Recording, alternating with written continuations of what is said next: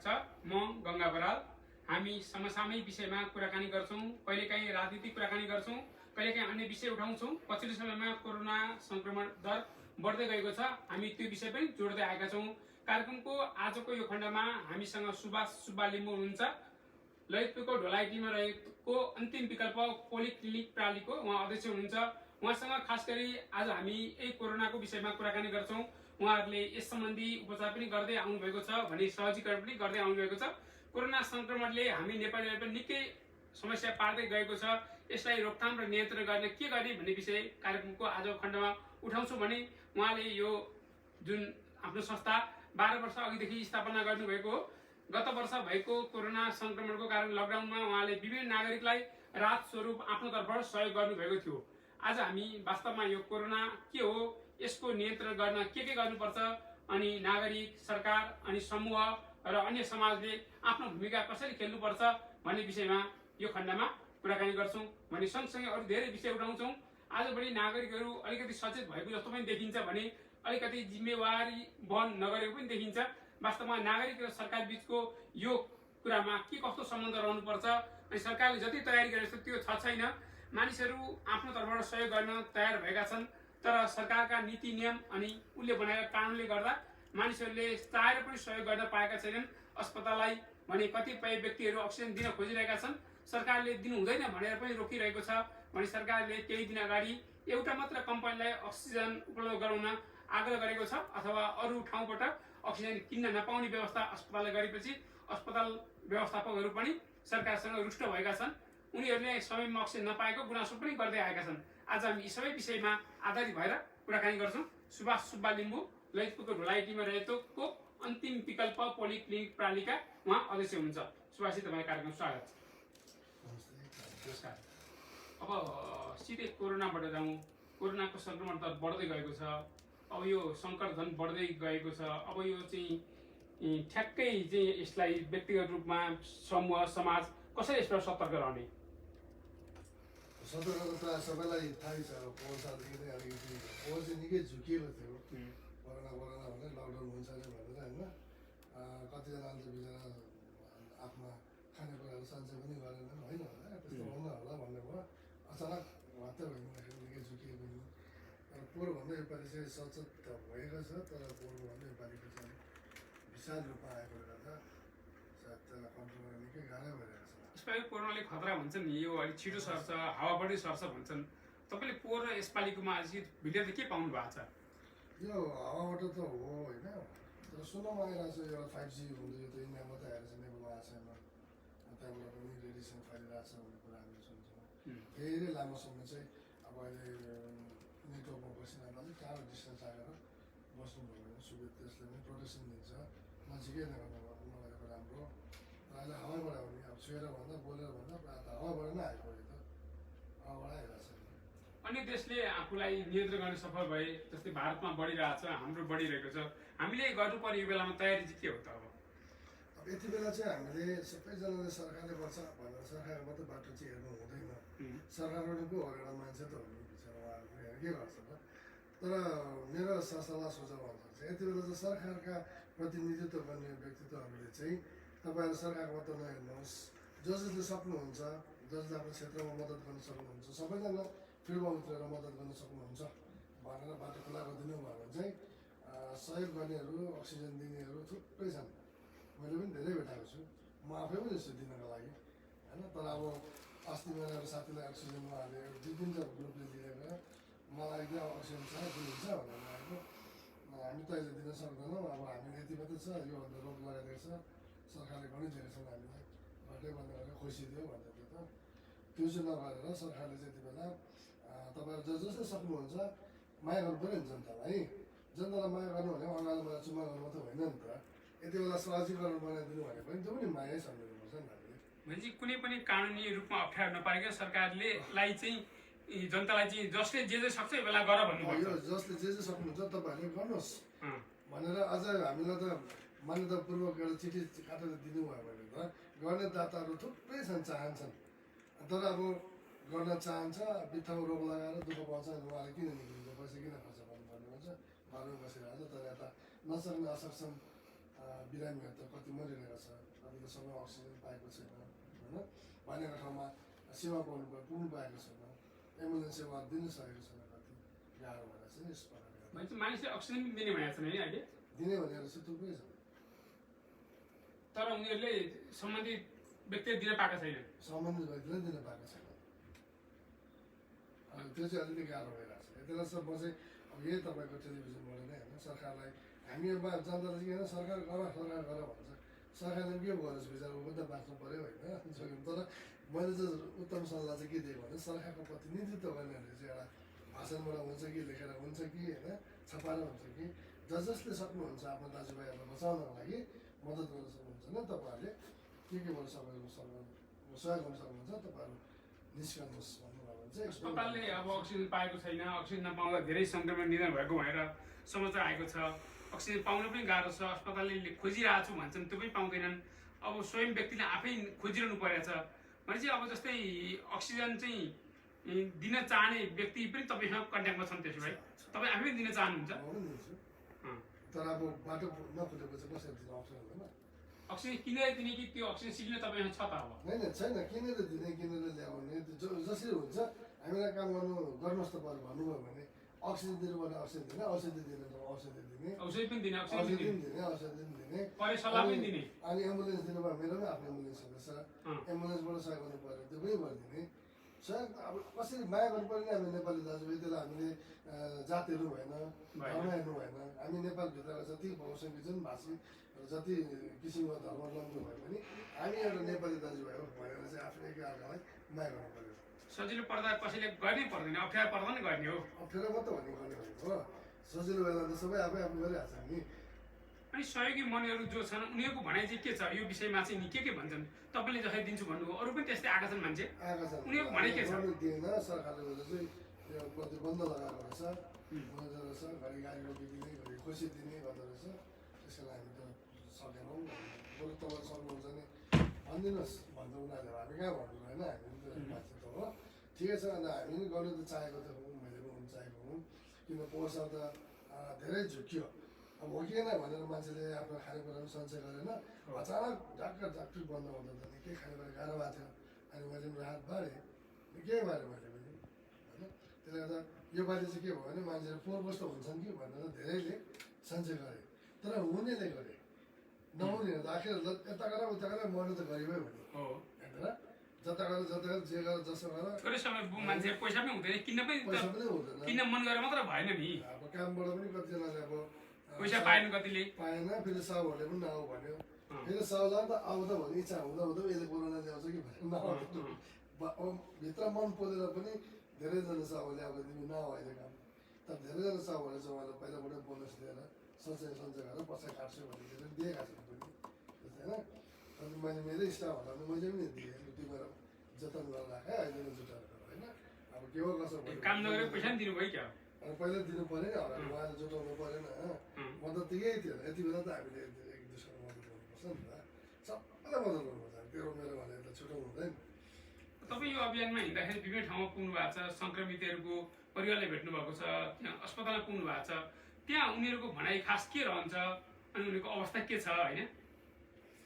त्यही हो, प्रशस्त भएर मैले अक्सिजन पाइरहेको छु। अक्सिजन नपाएको मुख्य समस्या एकदम अक्सिजन पाएको छैन, अक्सिजन नपाउनु एकदमै अहिले किन्न खोजिरहेको 26,000 भनेको छ मलाई, जो मैले पोहोर एक सिलिन्डरको 26,000 पोहोर किन्दाखेरि मैले 10,000 रुपियाँबाट किनेको होइन, मेरो अस्पताललाई किन्दाखेरि अहिले 26,000 हो भने चाहिँ म जति पनि दिन्छु भन्छ। त्यो त मौकावादी भयो नि त होइन।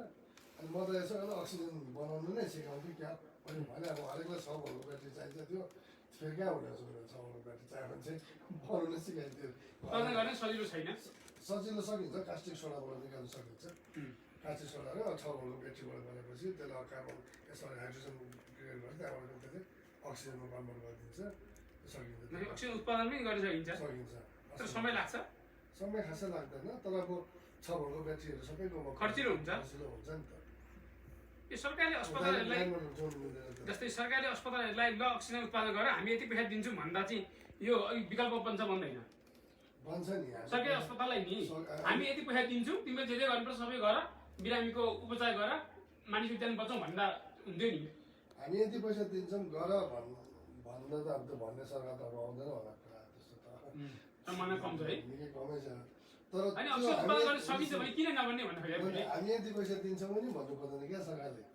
अब सरकारमा पैसा छ कि छैन त हामीलाई थाहा छैन कि किन मागिरहनु। तर दाताहरू छन्, सहयोग गर्न चाहनेहरू छन् क्या। यति बेला चाहिँ तपाईँहरू आफ्नो आफ्नो जग्गामा पूर्व पश्चिम उत्तर दक्षिणमा हामी जति छरिरहेका छौँ नि आफ्नो आफ्नो क्षेत्रमा प्रवासले के सक्नुहुन्छ नेपाली आफ्नै दाजुभाइलाई चाहिँ बचाउनको लागि चाहिँ कोसिस गर्नुहोस् भनेर त्यति एउटा आह्वान दिनुभयो, हामीलाई बाटो खोलिदिनु भयो। सरकार त्यति भने पनि केही गर्नु परेन, नागरिक आफै सब यो काम गर्न तयार छन्। तयार छन्, पैसा दिनु पर्दैन नि सरकारले, किन पैसा मागिरहेको होइन। त्यति चाहिँ सहजीकरण बनाइदिनु भयो भने कमसेकम जनताहरूले पनि सरकारप्रति गुण चाहिँ गाउँथे होइन। ल तपाईँहरू चाहिँ सरकारले गर्ने बेग्लै कुरा, उसले नीति नियम कानुन चाहिँ खुकुलो पारिदिनुपर्छ। ठुलो पार्दैन, किन अब यति बेला त यतालाई यो त अब के गर्नु, यो लुकेर जाने कहीँ भएन, चोरेर जाने भएन, सीमाना नागेर जाने कुरो आएन। अब के लागि सेक्युरिटी हामीलाई गर्नु पऱ्यो होइन। तर त बिचरा कतिजना एकदम गाह्रो परेको देखेँ, दुःख लाग्छ। लागेर मद्दत गर्छौँ फेरि किन गरेको भनेर उल्टा आरोप आउँदो रहेछ।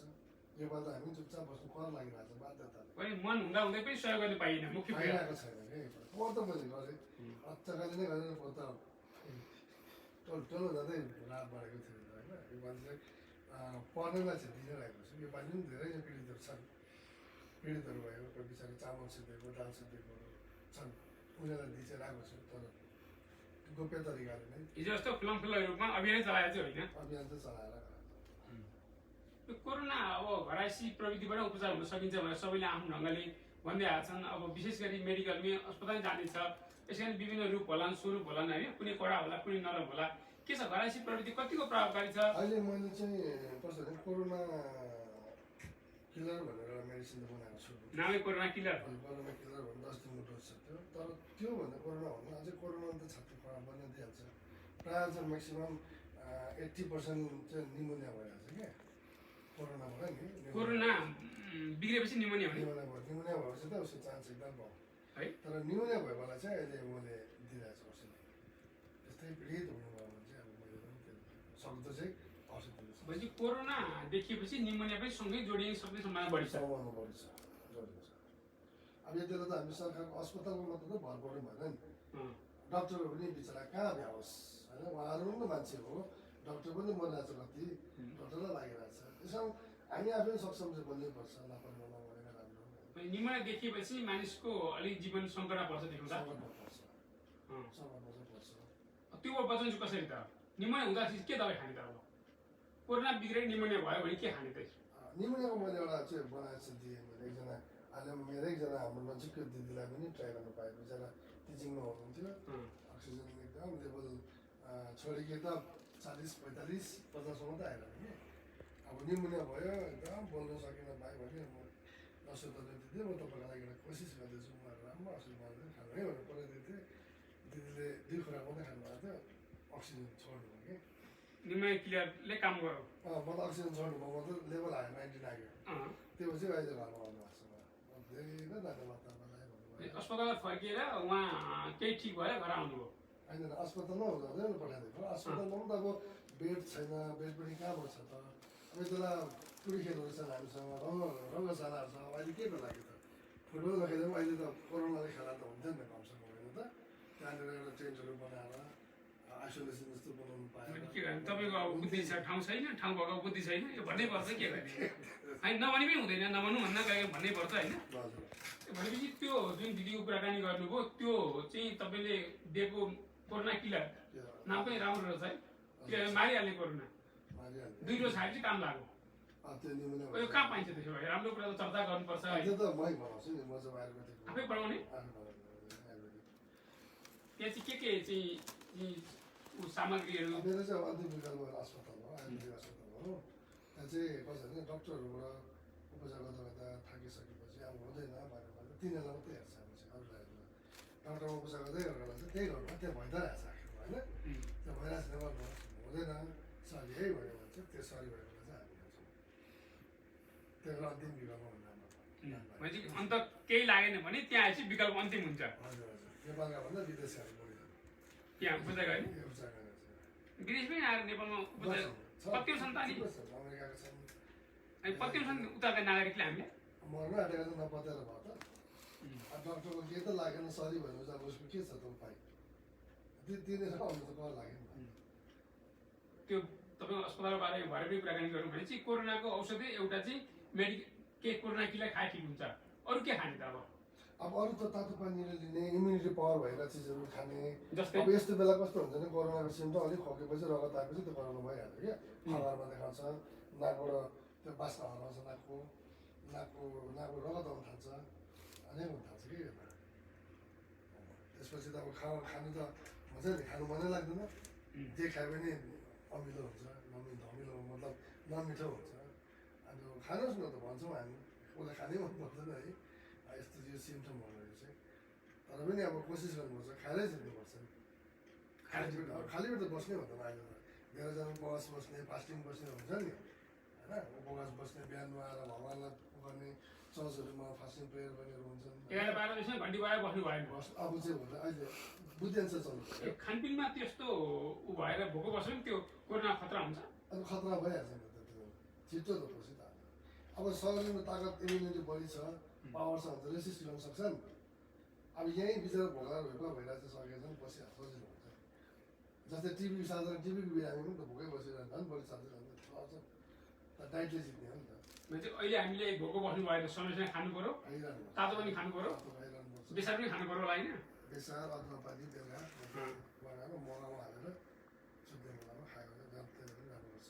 अनि अरू विभिन्न जडीबुटीको उपचार भएर मान्छेले बेच्ने गरेका छन्, भन्ने गरेका छन्, दिने गरेका छन्। त्यो घराइसी औषधि चाहिँ कतिको प्रभावकारी हुन्छ? तपाईँले जुन कोरोना किलर भन्नुभयो त्यो त्यस्तै खालको होला होइन अरू पनि? अहिले मैले चाहिँ बेच्नु भन्दा पनि यति बेला चाहिँ बिचरा तपाईँले दिनुभएको छ, अरू धेरै बेच्चा छन् भन्ने खोज्या होला। कतिले गरे अब नदेखेको कुरा त मैले पनि बेचेँ भनेर तपाईँ देख्नु होला। मैले चाहिँ त्यसो गरेको त देखिनँ। यति बेला चाहिँ मद्दत गर्ने हो क्या हामीले। अब निमुनिया यही बेला कमाउ भन्ने होइन, कमाउने होइन नि। अहिले चाहिँ त अब हामीले दियौँ अरे भोलि वर्ष तपाईँको पैसा मैले तपाईँको औषधि खाएँ धन्यवाद है भनेर उसले आएर बुझेर जुन दिदीको कुराकानी गरेर उहाँले धन्यवाद दिनुभयो, त्योले मलाई पनि मन छोयो नि, मन छुनु पऱ्यो क्या मान्छे हो कामले। तपाईँलाई धेरै धन्यवाद, बहुत सेवा गरिदिनु भयो। तपाईँले नपठाउनु भएको सायद कस्तो हुन्छ, अप्ठ्यारो पर्थ्यो होला। अहिले उहाँहरू हुनुहुन्छ। भनेपछि त्यो औषधि मानिसले चाह्यो भने त्यो तपाईँले दिन सक्नुहुन्छ अहिले? हजुर, मानिस चाहिँ हल्ला आएर सकिँदैन, तर आजले गर्दा चाहिँ सकिन्छ। जस अलिकति बिचरा निमुनिया भयो मलाई चाहिँ दिनु सकिँदैन। कोरोनादेखि सँगसँगै निमोनियादेखि खतरा भयो होइन?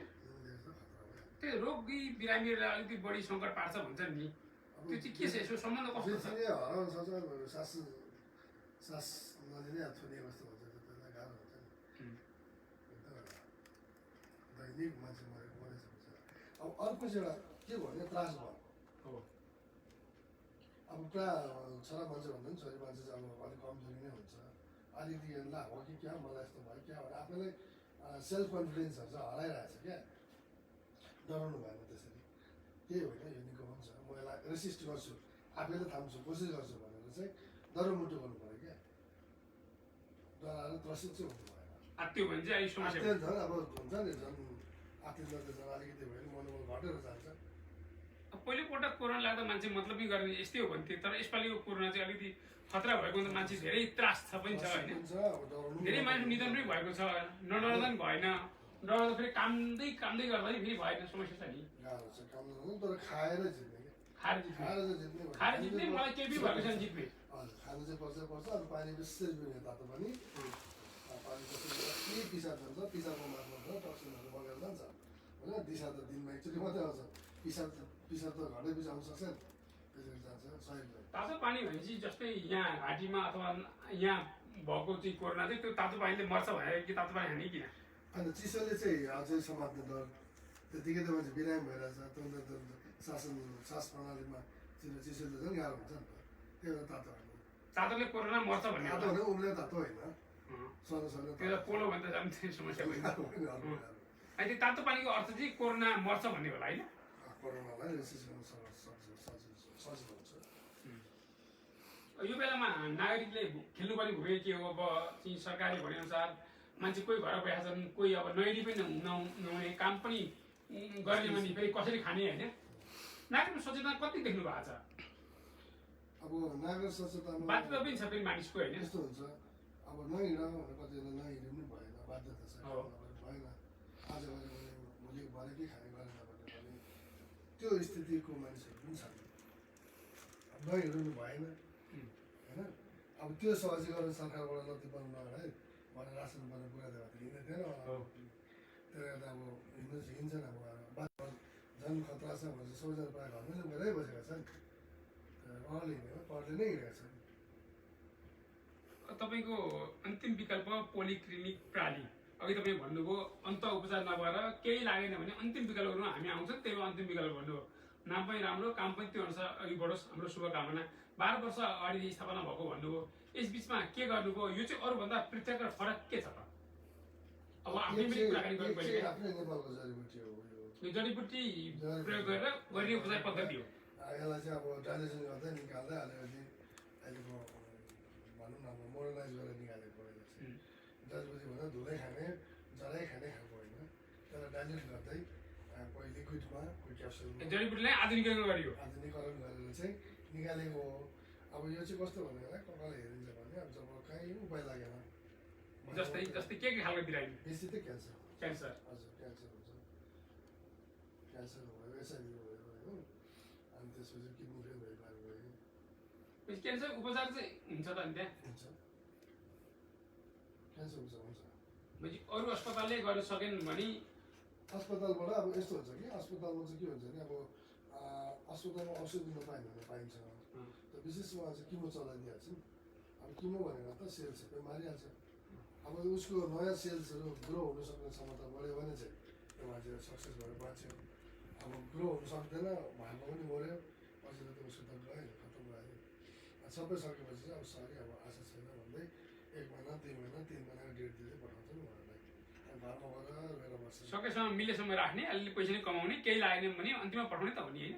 अन्तिममा पठाउने हामी चाहिँ त्यही अन्तिमलाई मात्रै चाहिँ हेरिरहेको छ। यसो अस्पताल ठुला भनिने, आफूलाई चाहिँ स्पेसल भनिनेहरू नसकेपछि घर फर्काएका अथवा विकल्प केही नभएका मान्छे त्यहाँ आउने हो जडीबुटी प्रविधिबाट। जडीबुटी प्रविधिबाट जस्तै एउटा क्यान्सरको उपचार गर्छु भन्नुभयो होइन? क्यान्सर, किडनी फेल भइरहेको, एचआइभी एचआइभी चाहिँ गोप्य तरिकाले गर्छ। हामी हल्ला गर्दा चाहिँ अब कतिजना चाहिँ एचआइभी चाहिँ बदमासी गरेर मात्रै पनि आउँदैन रहेछ नि त। कतिजना चाहिँ बिचरा काम गर्दा पनि त्यतिकै सरेकाहरू पनि छन्। ब्लड डोनेसन दिँदाखेरि सुईबाट सरेकाहरू पनि छन्। तर पनि अब मलाई एचआइभी भयो भने त्यो मान्छेलाई आफ्नो समाजले घिन्ने दृष्टिले हेर्नु, त्योभन्दा चाहिँ गोप्य तरिकाले पनि हामी उहाँलाई चाहिँ औषधि दिन्छ। तपाईँले अझै हाम्रो अस्पतालमा विदेशी नागरिक धेरै भन्नुभयो, अहिले कुन देशका छन् अनि उनीहरू चाहिँ के भन्छ? उता त फेरि सुविधा राम्रो हुन्छ नि, मान्छे किन यहाँ बस्छ? विदेशी नागरिक भन्नाले विदेशमा गएका नागरिकता उतैको नागरिकता भएका नेपालीहरू नै हुन् फेरि होइन। नेपालीहरू जस्तै हिजो युकेबाट एकजनाले धन्यवाद दिनुभयो, डक्टरले उहाँलाई 2 महिना बादमा डेट दिनुभएको रहेछ। किडनी फेल भएको हुन्छ उहाँको चाहिँ, अनि आमाको किडनी एउटा किडनी हालेर चाहिँ चलाउनुपर्छ भन्दै थियो। भरे पछि औषधि सेवन गरेर 4-5 वर्ष पछाडि किडनी फेर्नु परेन। अनि अहिले चाहिँ 6-7 महिना भयो। मेरो छ एकदम राम्रो हुनेछ, तपाईँलाई धन्यवाद बुझ्यो भने त्यसरी अमेरिकामा अस्ट्रेलियामा जानुभएको छ विदेशमा उहाँहरू त्यस्तै गरिसकेपछि उहाँहरूको चाहिँ एउटा छ। तपाईँले जुन लक्ष्य राखेर यो अस्पताल खोल्नु भएको थियो, जुन प्रणाली, यो चाहिँ लक्ष्यमा पुग्नुभयो कि अझै गर्नु बाँकी छ त? लक्ष्यमा त प्रायः पुगिसकेँ, तर अझै यसलाई अझै राम्रो सुन्दरता दिनुपर्छ भन्ने राम्रो गर्नुपर्छ। भोलि गएर अब ठुलो अस्पतालले गर्दा भनाइ गरेर हाम्रो बिर्सिन्छ भने सरकारबाट मान्यता दिनुपर्छ भने यसलाई पनि भनाइ गरेर हामी। दर्शकवृन्द, आजको कार्यक्रममा हामीसँग ललितपुरको ढोलाइटीमा रहेको अन्तिम विकल्प जुन अस्पताल छ त्यसका अध्यक्ष सुभाष सुब्बा लिम्बू हुनुहुन्छ। अन्तिम विकल्प पोलिक्लिनिक प्रणाली 12 वर्ष अघिदेखि सञ्चालन हुँदै आएको हो। उहाँसँग हामीले अहिले कोरोनाको अवस्था अनि सँगसँगै यसले पारेको समाजमा प्रभाव र उपचारको विधि पद्धति के हुन्छन् भन्ने विषयमा कुराकानी गरिरहेका छौँ। हामी एकैछिन छोटो विश्राम लिन्छौँ। विश्रामपछि फेरि बाँकी कुराकानी गर्न आउँछौँ। टेलिभिजन हेर्दै गर्नुहोला।